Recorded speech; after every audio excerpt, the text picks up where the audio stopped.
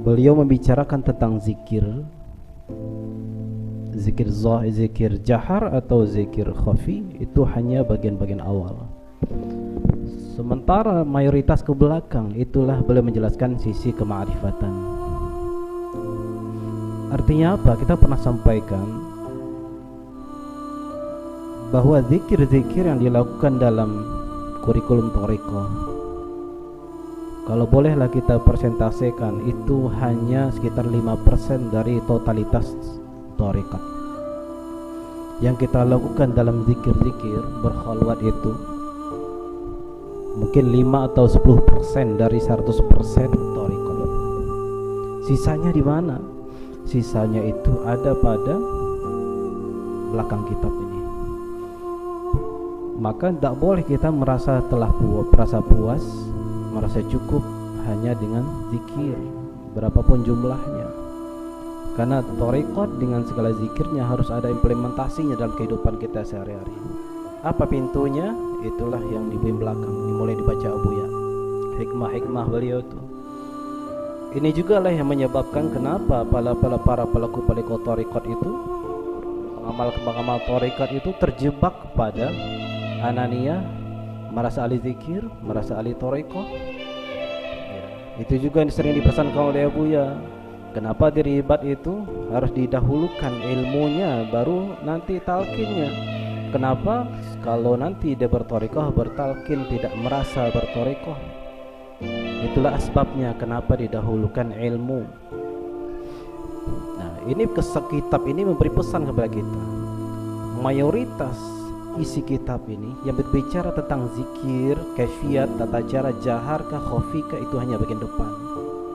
Ya, tadi ada beberapa silsilah yang zikir jahar itu 4 atau 5.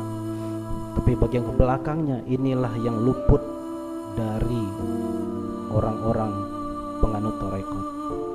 Disitulah muncul keangkuhan-keangkuhan thariqat. Intinya apa?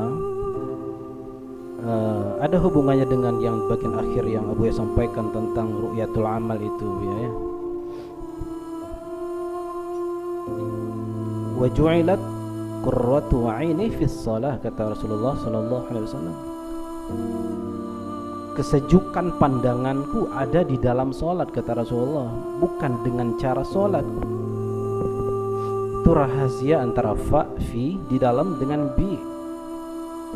Berarti kalau di dalam sholat apa? Nah, itu kata Abuya tadi. Di situ ada unsiyah, ada kemesraan, di situ ada dialog, di situ ada musyahadah barangkali.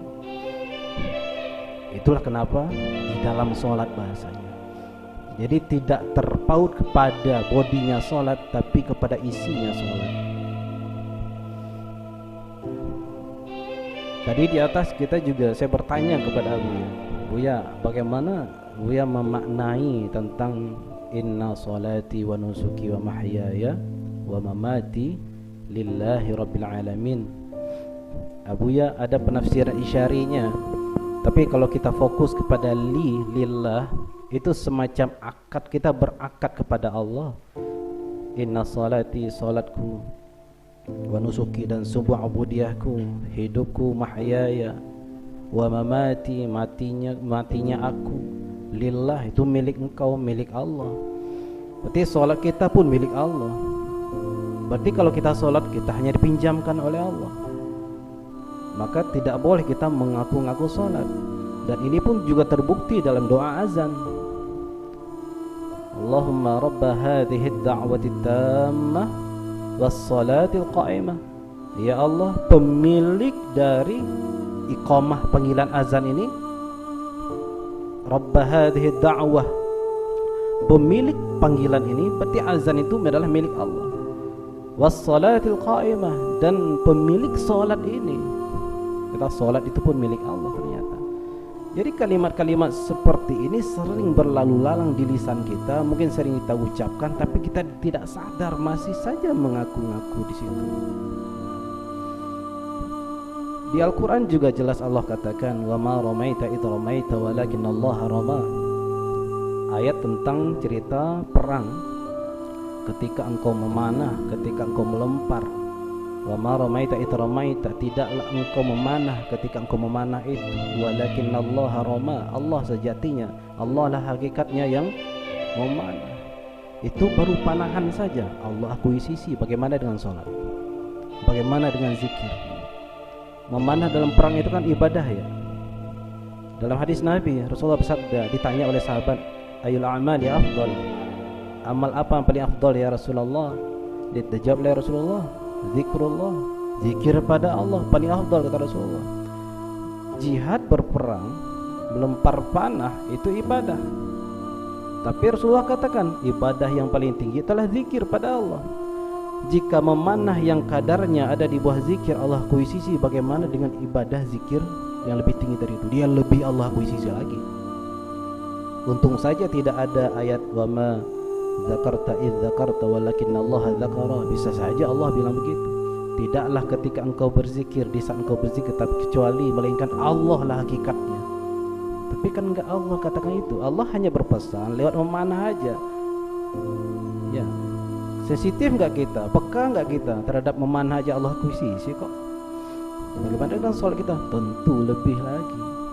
Lalu diimplementasikan dalam doa iftitah, inna sholati wa nusuki lillahi, akhirnya milik Allah. Doa azan, pemilik sholat. Jadi semuanya kita dipinjamkan oleh Allah Subhanahu wa taala. Sehingga di sini jangan kita terpaku kepada zahirnya salat, tapi ambillah isinya. Tapi bagaimana cara masuknya? Kalau enggak lewat pintunya, pasti harus salat, pasti harus sujud, ada rukuk di sana. Jangan tiba-tiba apa Buya, diriku apa? Zat Allah. Aku sudah berzikir, enggak perlu salat lagi. Itu bohong, kezab itu ya.